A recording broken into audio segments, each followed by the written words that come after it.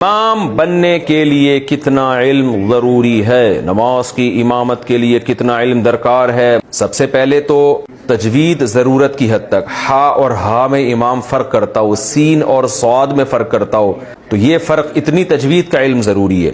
Number 2، امام کو موٹے موٹے سجدہ سہو کے مسائل آتے ہوں، طہارت کے مسائل آتے ہوں۔ بعض دفعہ امام کو پتہ ہی نہیں وضو کب ٹوٹتا ہے، اور وضو اور غسل کے فرائض ہی نہیں پتہ ہوتے، بعض دفعہ اتنی جہالت ہوتی ہے، تو سب کی نمازیں خراب کرے گا ایسا امام۔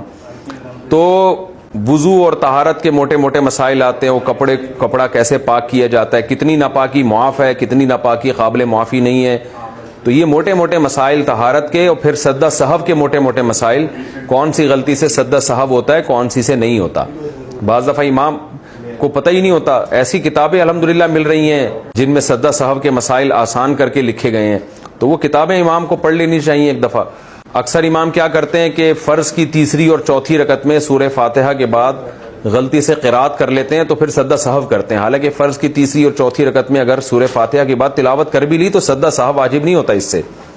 بعض دفعہ امام یہ کرتے ہیں کہ تیسری رکعت کے بعد کھڑے ہونا تھا، بیٹھ گئے، لوگوں نے سبحان اللہ کہا تو امام فوراً کھڑا ہو گیا اور آخر میں سجدہ سہو کیا اس نے، حالانکہ اتنی جلدی تھوڑی دیر بیٹھنے سے سجدہ سہو واجب نہیں ہوتا، تحیات کی ایک معتدل مقدار پڑھنے سے سجدہ سہو واجب ہوتا ہے۔